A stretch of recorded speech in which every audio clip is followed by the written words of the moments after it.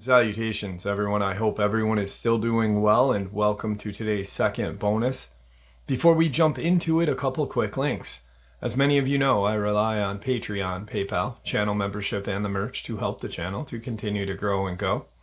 Links to Patreon, PayPal, and channel membership is in the description below. Merch displayed directly under the video. Also, Dogman, Frightening Encounters, Volume 1 through 3, the audiobook versions. They were written and researched by Tom Lyons, narrated and produced by me, Jeff Nadolny. Those audiobooks are available on Audible, Amazon, and iTunes, links to which are also in the description as well. And finally, last but definitely not least, if you'd really like to help support this channel to continue to grow and go, simply subscribe. It does not cost a cent. Click that like button, takes half a second.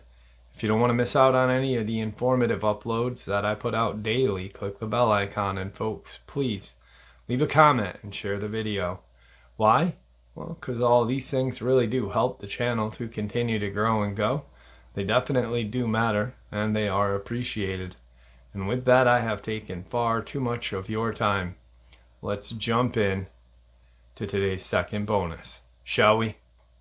And wanted to share a Dogman experience that happened to his very good friend, a person that he's been friends with for pretty much all his life. They grew up together, living down the road from each other. They did not go to school with each other. One, because one of them is Amish, and the friend that reached out to me, he is referred to as the English. So his friend, who we will refer to as Jacob, the Amish kid, and the only reason why, and that is not his name, the reason why he came up with that name is because there is at least 15 to 20 Jacobs that live in this Amish community in Western New York. And so he said, let's just refer to him as Jacob, and I will change my name as well, just in case anyone ever hears this. I don't want him and his family to get in any kind of trouble. So friend will be Ryan, English Ryan, and Amish Jacob. So apparently a couple years back in actually 2022, in the early winter, late fall, early winter, Jacob had seen something, and he had shared it with his dad. And that's as far as Ryan went with me. There was more. He said there was more to the experience, but he wanted to make sure that he had express permission from his friend and to get a little more detail on everything that went down. Now, I was not aware of this, but the Amish community is in Cattaraugus County, New York, in a town called the town of Leon. And apparently, by even this family telling anyone in their community, in this Amish community, that they had an experience with a cryptid or the paranormal, that could lead them to getting shunned. They do not believe in the paranormal. They do not believe in cryptids. Anything of that nature is just strictly referred to as the devil. And, if I were Amish and I had this experience happen to me and my family, I think I would think it was the devil, to be honest with you. It is that frightening. So I want to share this experience with you guys. I just wanted to set the tone, and I will share the location and kind of setup of the property, and then we'll jump into the experience. The setup is very important. And I said, well, if by chance someone hears this, I don't know how, because, they don't have internet or anything like that, but, would the way I'm describing their property, would that be kind of noticeable, or could someone, figure out who it was? And he said no, because a lot of these houses that are in this community are set up pretty much the same way. And he lives among the Amish, or the Amish live among them, the English. And that's how he and Jacob became friends. Actually, he was riding his bike down this dirt road that he lives off of about 15 years ago. And they became best of friends. And it is accepted by his family. And I guess Jacob is allowed to go and spend time at Ryan's home. He just can't partake in a lot of the modern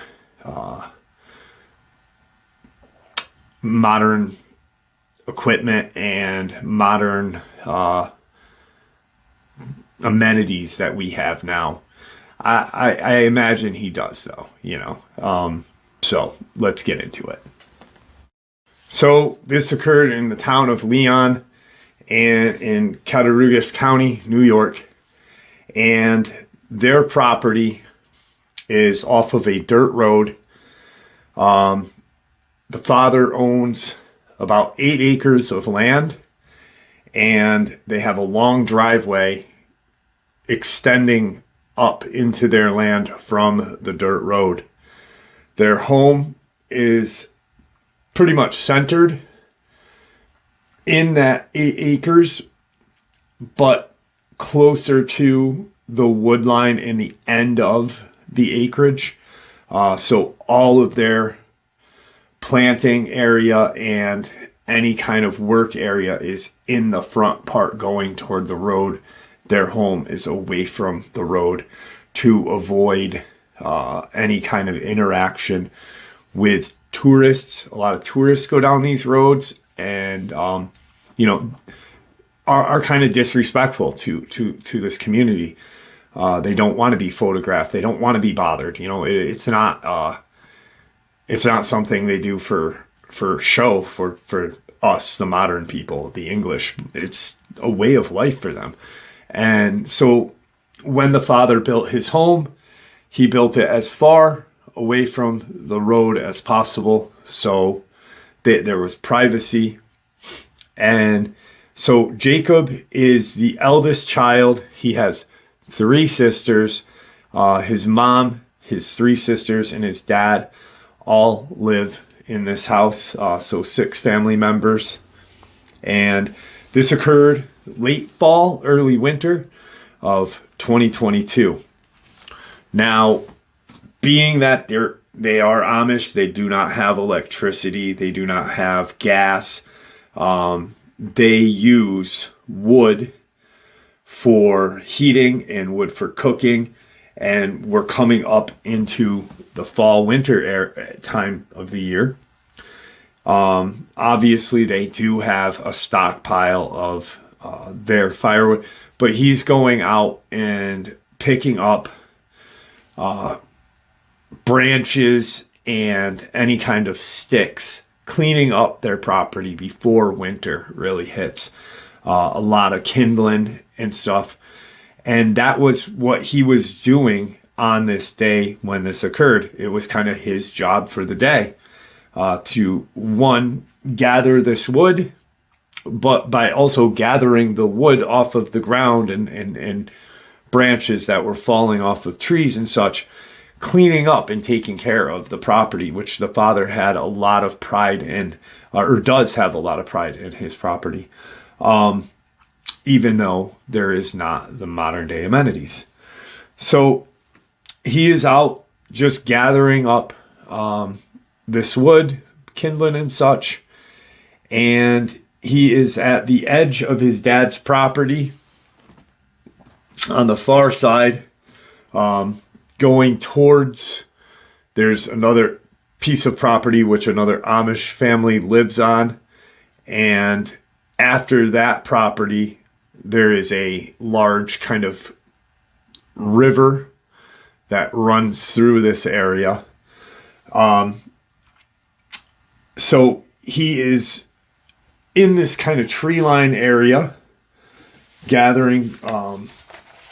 He's gathering his sticks and such, and all of a sudden he hears this kind of faint noise at first, and it sounded like someone threw a rock at a metal sign. That bink, bink. He heard that a couple of different times, and he kind of peers over to the wood line. And it's daytime, even though it's fall. It's about 2-3 o'clock in the afternoon, so it's still pretty bright out. The sun is out, and he hears these noises, and he's looking, trying to locate where the sound is coming from. And he hears a bunch of kind of rustling in the woods. And as he notices this rustling sound, he sees this just eruption of light. And it's so bright, and it's in the woods, but it's so bright that it actually lights up the day. You know, it's brighter than the sun. So he stops, and he's very nervous because this is something he's never seen before. And all of a sudden, the light kind of just fades, and out of the woods comes walking this just huge creature. It resembled a wolf, and it ran out on all four. It didn't notice him at all, this first kind of sighting of the creature.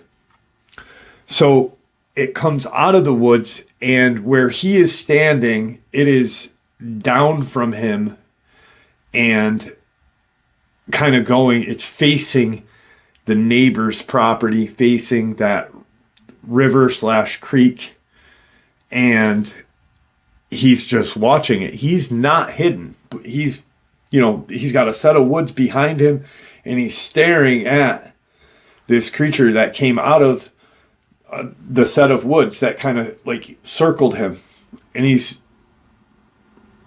really baffled because he's never seen a wolf. He's never seen, he's seen coyote. Obviously, he's seen dogs, but this thing is massive. It's jet black and gray. More so a grayish black. He does not see any kind of brown on this creature. Ryan is into Bigfoot. He really likes to listen to Bigfoot experiences and such. He found my channel. Obviously, YouTube recommended the channel, and he's listened to this channel for a couple months now. So he started to ask him, did it have brown on it, or was it, just black and gray? And it was just like almost a charcoal colored, just beautiful creature. He said it was a beautiful creature until that's what Jacob's mind told him. He said it was this beautiful creature. And I'm thinking, here's this beautiful creature of God coming out of the woods that I'm seeing, trying to figure out what that light was. And all of a sudden it stands. It just stands up on its hind legs. It doesn't turn to face him. It doesn't give him any mind. It just stands up and continues to run in the same direction that it was when it came out on all fours. Just straight through that property, kind of at a diagonal angle toward the river/creek area. And he had this bundle of sticks and such, and just started running home, got home, put all the sticks that he had collected.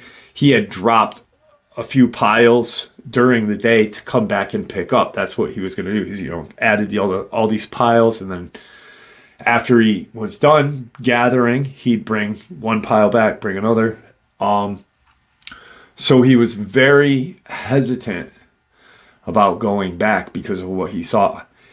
Immediately, because of his religion and what his beliefs are, he thinks, this is a devil. This is, some sort of demon, and not a dogman. Automatically, they assume everything is the devil or devil related, not of God. So he's got to go back and pick up a couple of these big bundles of kindling and firewood that he has collected throughout the day. He does very hesitantly. He gets back and puts everything in this building off the barn where they keep their firewood and kindling wood to keep it dry throughout the winter. His dad is in the barn taking care of the animals for the night, and his dad notices that something's wrong. Jacob does not tell anyone this night about anything that he had witnessed, because out of fear of getting in trouble with the community and the higher ups in his order. So he doesn't even tell his dad. But his dad, knowing his son, can automatically sense that there's something wrong with him. He questioned him a couple different times. What is bothering you? Nothing. Everything's good. And he kind of just really put it to the side. He didn't want to think about it because he felt that if I think about this more, it will the devil will know that I am thinking about him, and he will come and he will cause, bad things to happen to my family. So I'm just going to forget about it. All right. So 4 or 5 days later, Jacob and his dad are working together. End of the day. And so they're kind of doing their end of the day chores. And his father has this very large barn. It's 2 or 3 times the size of their home. And their home is a decent sized home. And it's just huge. So in the winter, in the early fall, throughout the winter, up until spring, they move their animals into the barn. There is a section of the barn that houses the chickens year round, kind of like a chicken coop.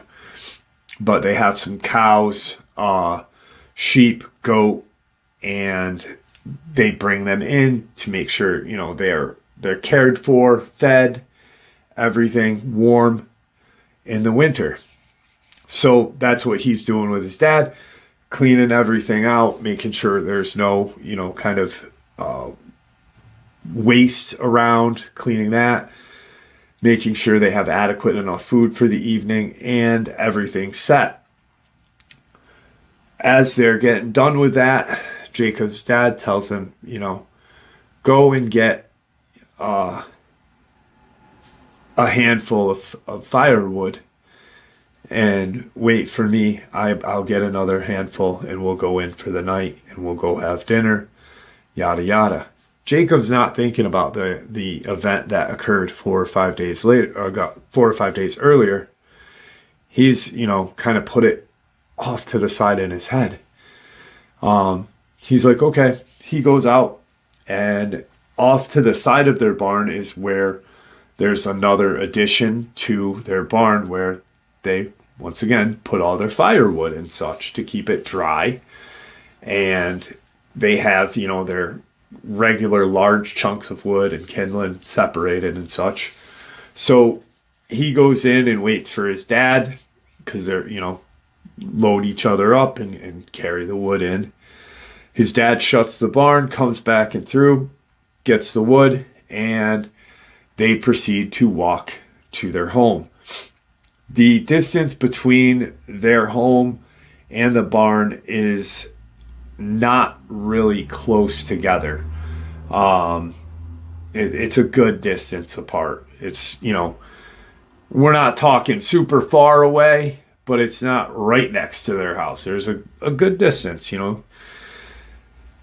They're walking, and they're about halfway between the barn and the house. And all of a sudden, they're in mid-conversation, talking about whatever they talk about.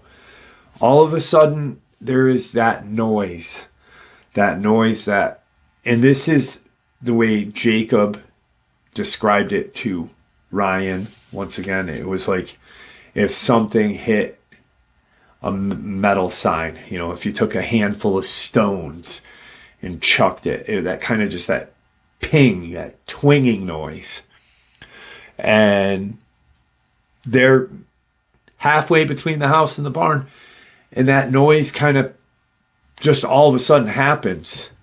And it's coming from behind their barn off to the side where the field starts, where the fence ends, or where their kind of yard ends and their fields begin.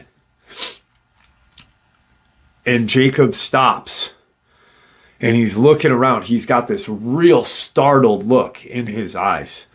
His dad, not being a dumb guy at all, knowing his son hears the noise as well.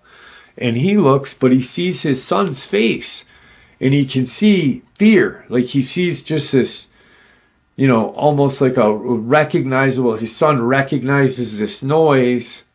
I don't know this noise, but how does he know what this, and his dad asks him, what's this noise? What's this noise, Jacob? And he's looking in the direction. They're both trying to figure out where it's coming from. And a good distance from where they are standing, and I'm not even going to attempt to give you distances because Ryan couldn't give me accurate distances, but a good distance away, maybe a half a football field from where they were standing would be to where that fence, their wooden fence behind their barn began, and that's where all of their farming crop fields start. And it's a gray day. It's almost night. The sun was not out this day, so it was a very kind of gloomy, wintry day. And as they're looking, they see this kind of just light off to the side of their barn, and beyond that field, or beyond that the fence line, just kind of pop open. And Jacob immediately recognizes that sound and recognizes the light, and he drops the wood, and he says whatever he calls his dad, let's go, let's run to the house, Dad, let's get out of here, Dad. His dad is kind of stuck looking at this light because it's just this bright white light. And I brought this up to Ryan. I said, I wonder if, and he can't ask Jacob's dad about any of this, because Jacob was sworn to secrecy by his father, by his family, the whole family, the sisters, the mother, the father, all swore to a family secret. But and if anyone in their community ever found out, like any of the elders or higher ups found out, they would get shunned for doing nothing wrong, just for hiding something evil from the community. All of a sudden it's just bright. And I said, so I wonder if he thought that white light, I wonder if his dad thought that this white light is something pure and good at first. And he said, that's a really interesting way to think about it, but who knows? So Jacob drops the wood, and he's kind of jogs up ahead, stops and looks. His dad's still staring and still in the same spot. Jacob kind of pulls on his dad's arm. Let's go, let's go. And he starts to pick up what he had dropped. And as he's picking up the wood, he hears his father mumble something in their native Amish tongue. And he looks over, and that's when out of this light, it was just this kind of ball of white light. They see a head come out of the light. You can't see its body. You can just see a head coming out of this light, this portal. And it makes its way out. Another one makes its way out. There's two of these creatures standing, just come out of this light. The light is still just radiating. A third comes out, and the father says, the devil. And he starts yelling at Jacob, go to the house. And they both get to the house and shut the door. They are peaceful people. That's one thing that, they really don't fear like what we fear. They have locks on their doors, but they are old-fashioned locks, just like a lock to keep the door shut. Nothing like we have, the English have, where we lock our doors because we know people are going to break in. These poor people just, don't recognize the world that we truly live in. They have their own kind of way about them. So they go in, and the father is in a panic. Jacob, you take the wood and get your mother.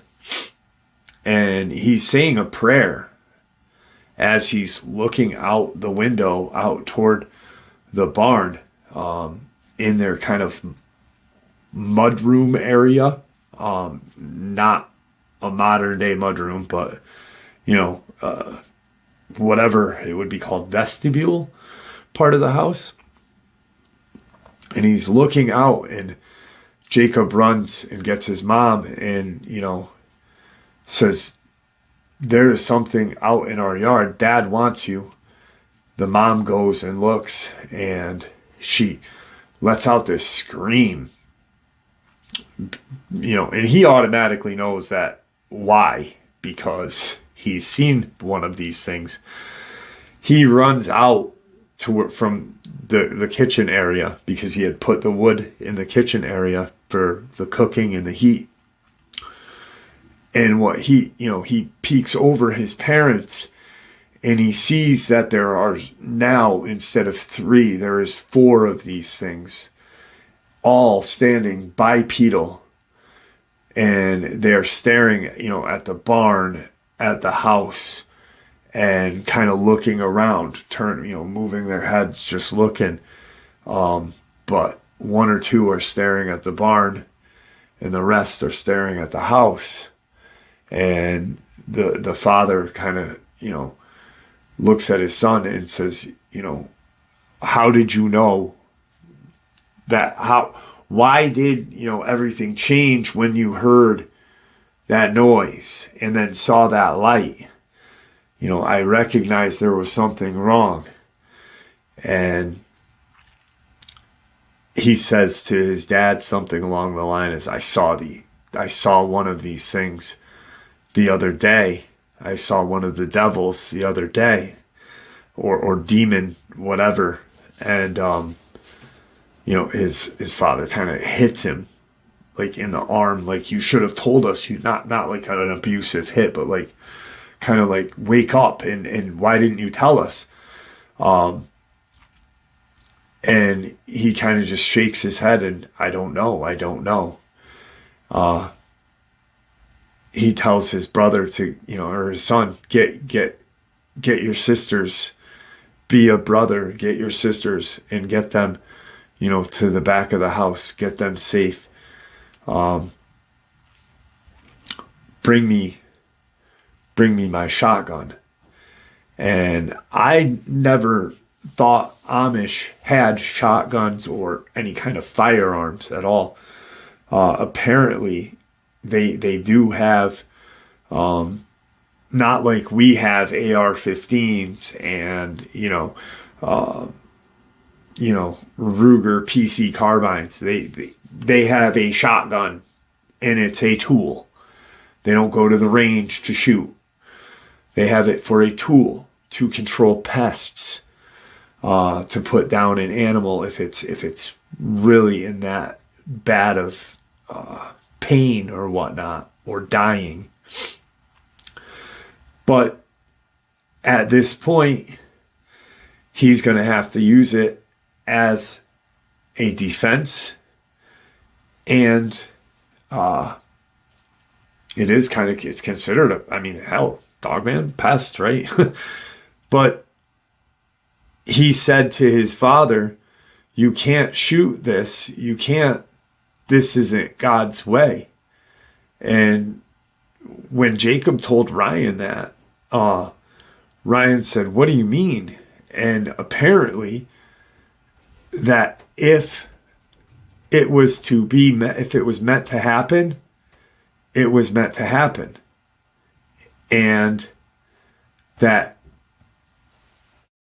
so if these creatures attack their home, it was God's plan, more or less. They're pacifists, but his father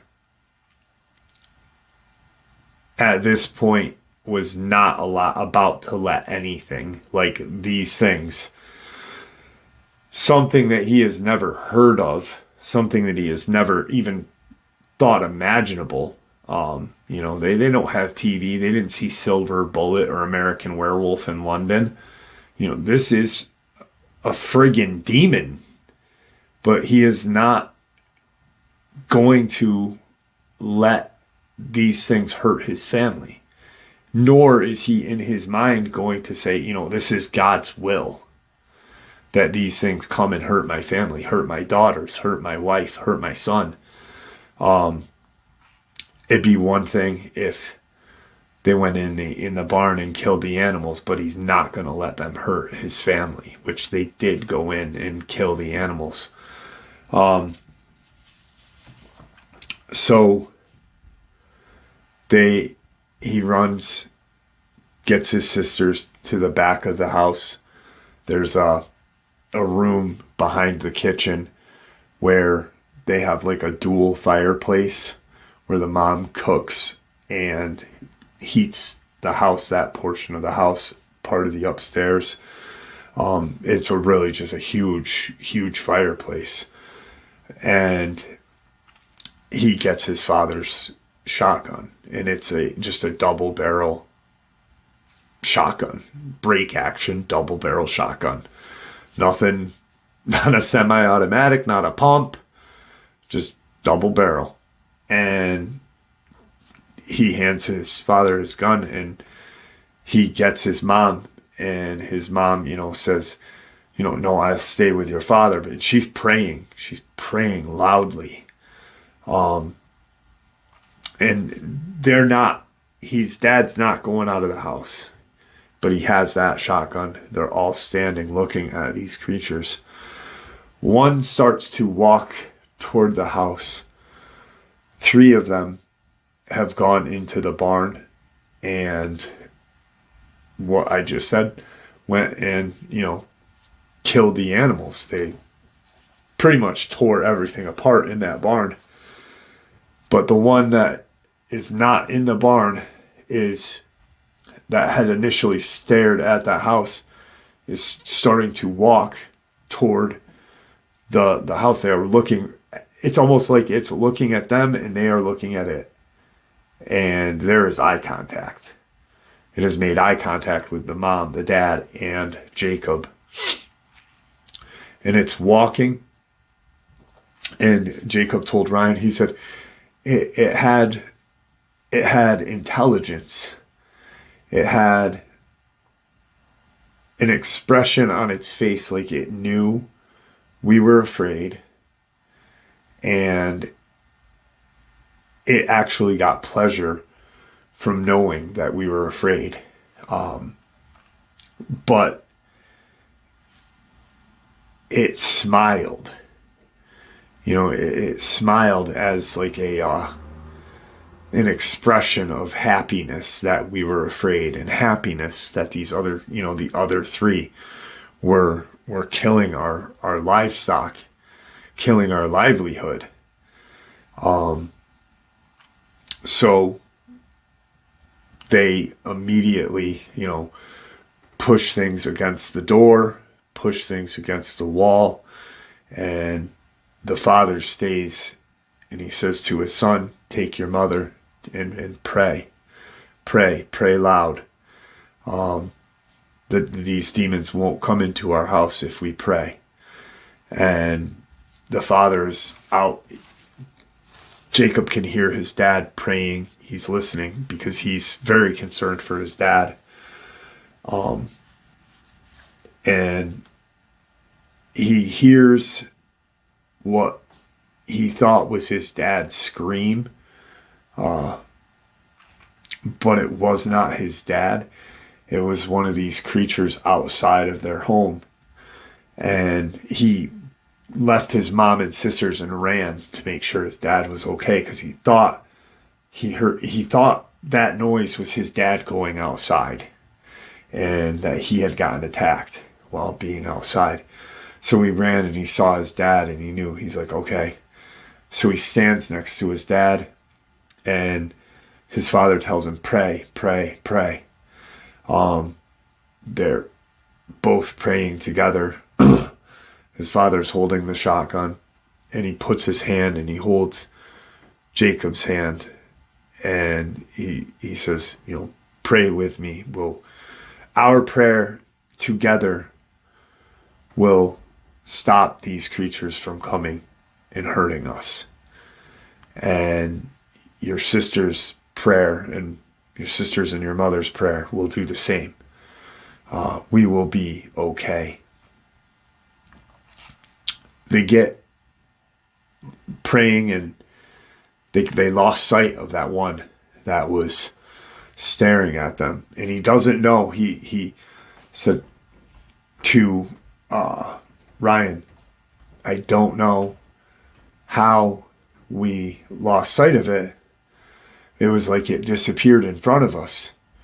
We were staring at it this whole time and praying, but it wasn't there. Like, it was like we blinked and it was gone.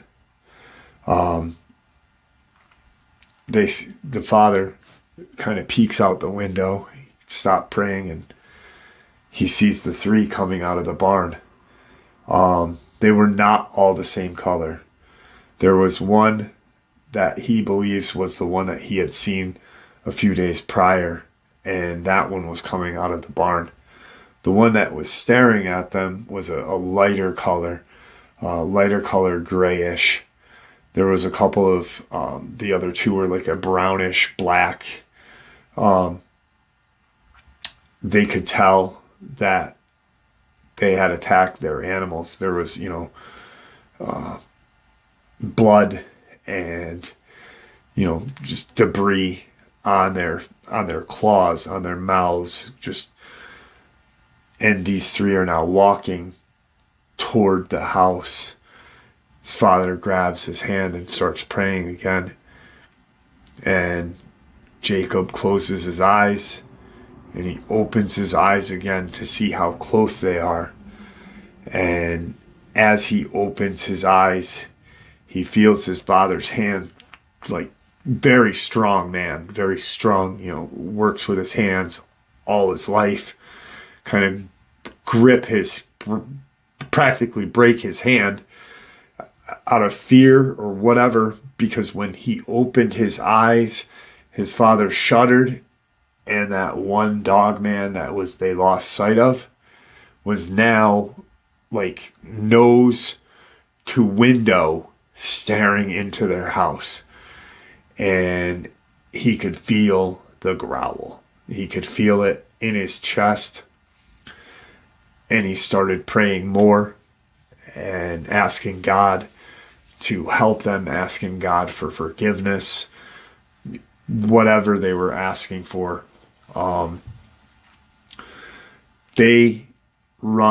His father and him run back to the back of the house where his mother and sisters are.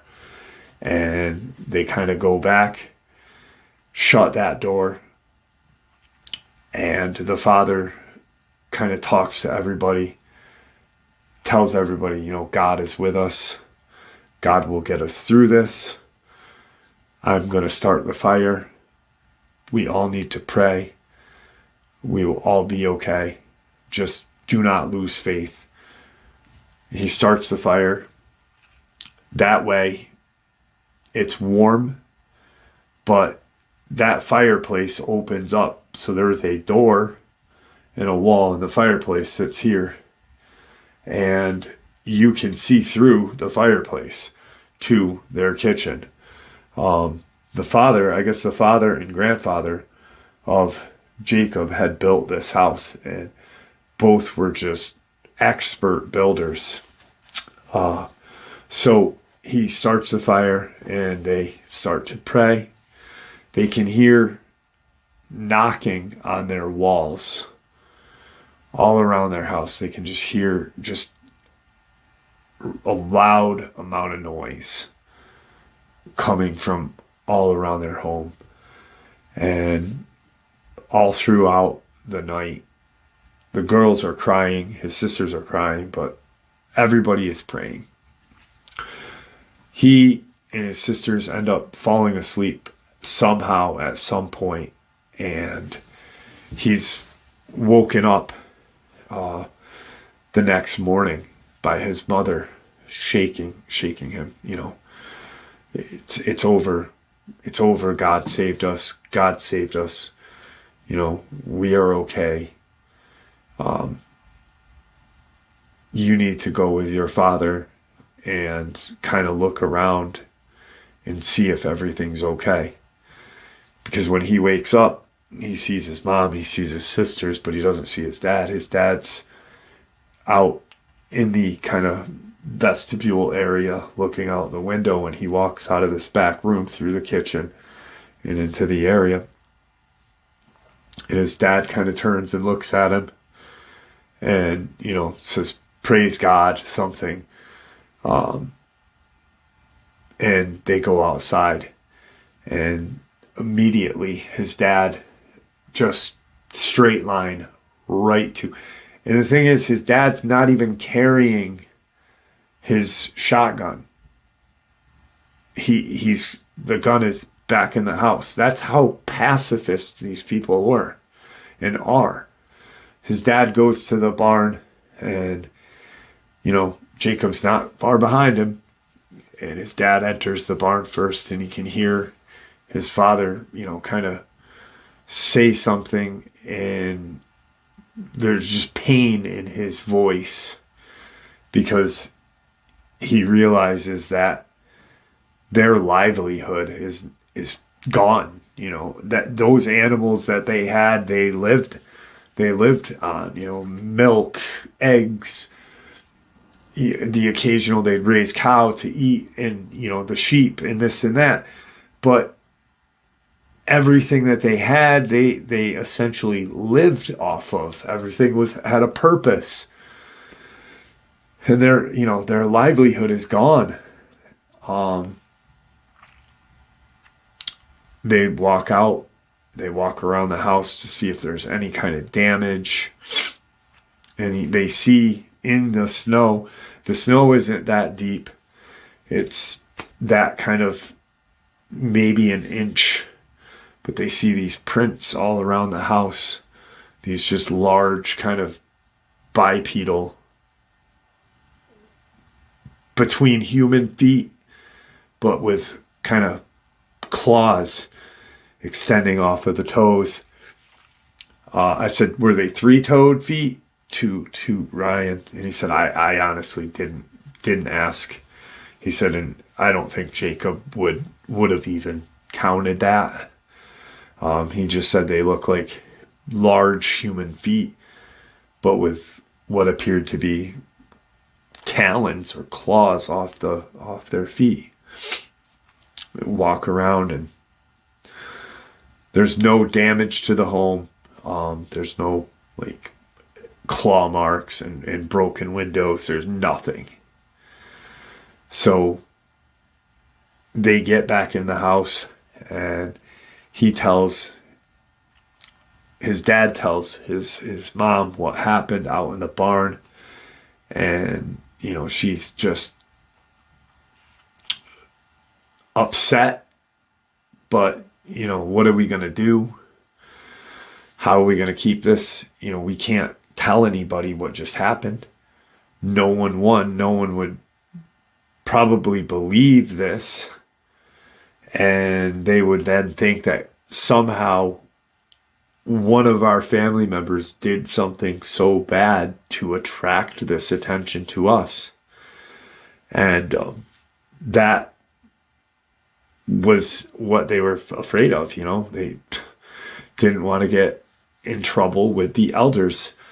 So what the decision is we as a family will never speak to anyone in our community about this. We will figure something out. They went, I don't know what they said, but they had to take care of the animals that had gotten slaughtered. Ryan doesn't know what Jacob's family said to the community, because they had to go and buy more animals, from other Amish or from people in the English community that they were allowed to deal and do business with. So they had to keep that their animals had all been killed or died. And they ended up figuring out a way of keeping that from the community, the Amish community. And right about sometime after this had happened, there was a large snowstorm that ripped through lake effect snows. This is Finger Lake region of New York, so there's a lot of lake effect snow in this area. So that snowstorm covered the tracks around their home. They had to clean up their barn, figure out a way of discarding the remnants of the old animals, the carcass and such.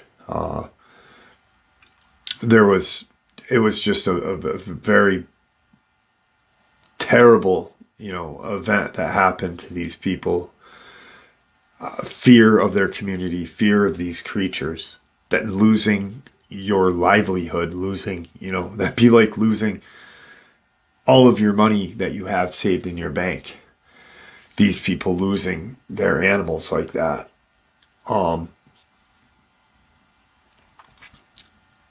Thank God nothing ever happened again. There was never any other sighting on their property after this. And Jacob thinks that because all six of them had kind of gathered together and prayed so strongly to God that God saved their lives that night, and that their community never found out what happened to their animals, to their home, what they saw. And I said, well, after all this, how long was it before you saw your friend Jacob? And he said, we see each other periodically in the winter, but we see each other more in the spring and summer, and sometimes in the fall, but not a lot because they have to prepare for the winter. Jacob had brought this up to Ryan one day when they were doing something. I think they were fishing or something, and they were talking about, Bigfoot, because Ryan had been wearing a Bigfoot t-shirt, the Bigfoot t-shirt from Q Centerfire Rifles, where Bigfoot's got a sugar weasel and a 6-pack of beer, and he's kind of walking through the woods. He had that shirt on, and Jacob had brought something up like, why do you have that shirt of the devil on you? Why are you wearing the devil on your? And he said, this is Bigfoot. This isn't the devil. And kind of laughed, and he said, well, I know that that's the devil because something like that, but this is what it was. It looked like a wolf, but it stood like a human. And instantly Ryan knew that was a Dogman. And he told Jacob, what Dogmen were, that nobody knows where they come from, if they are demonic, dimensional, whatnot.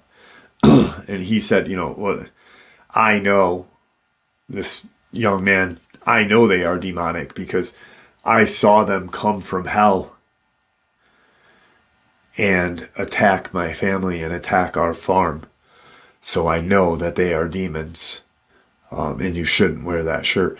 And he told Ryan the experience, and Ryan immediately was like, wait, what? What happened to you? Are you okay? Is your family okay? Is your, sisters, everybody's good?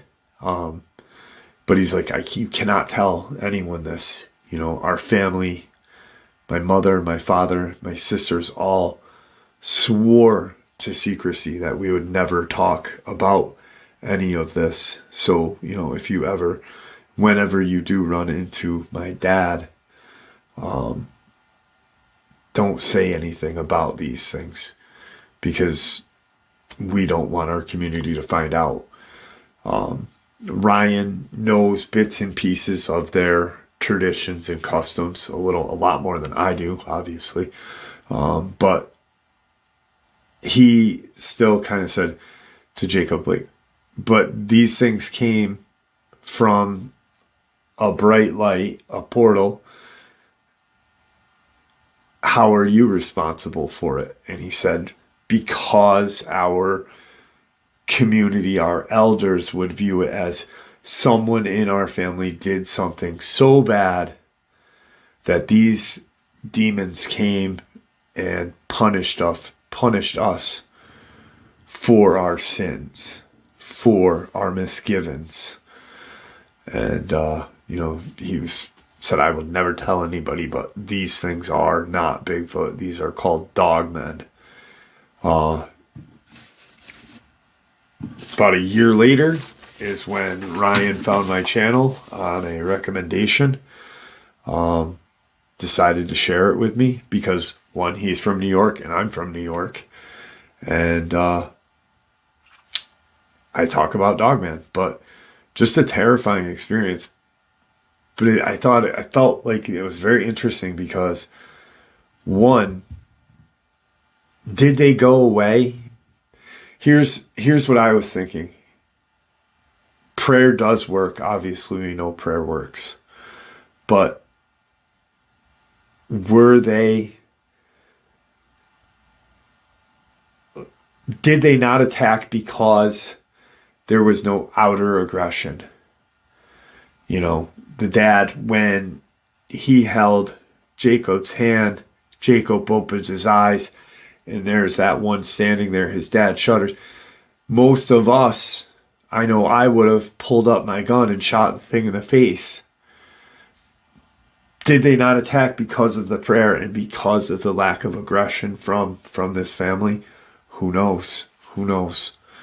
But 100% I can see why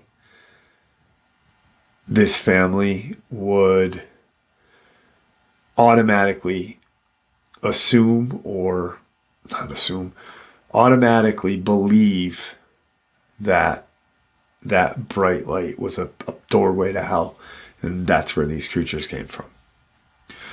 So it's pretty intense. Once again, Jacob's real name is not Jacob. There's literally, he said, there's like 15 to 20 different Jacobs in that community, Jeff. So, and that's not even his name. So, one, if anyone ever heard this in that Amish community, they'd get in trouble for saying, "Hey, I heard this." So, I mean, I just don't want to share his real given name. So, but fucking scary, man. And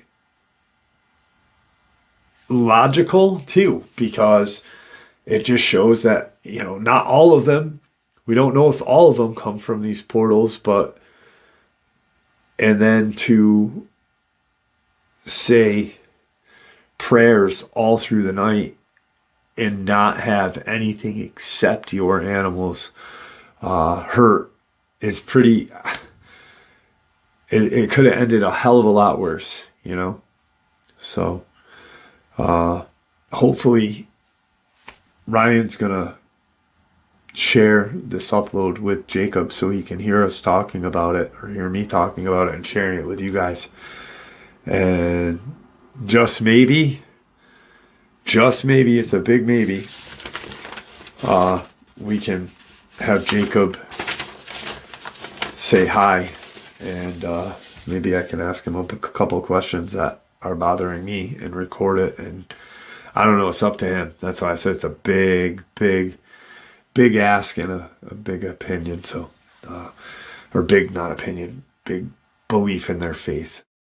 And there you have it, folks. I hope you all enjoyed today's second bonus as much as I enjoyed sharing it with you. I'd like to thank you all for supporting this channel. It is, after all, your support that helps the channel to continue to grow and go, and what gives us all a place and a chance to share our experiences and theories, judgment-free. Everyone is simply treated with the respect that we deserve. Please, everyone, stay safe, happy, healthy, and ever vigilant, keeping an eye on our children, pets, family, and our friends. These creatures are real. These events have happened. Share this information with those you love and care about, and it may just help save their lives someday. Until next time, never stop asking questions, never stop searching for the truth, and God bless you all.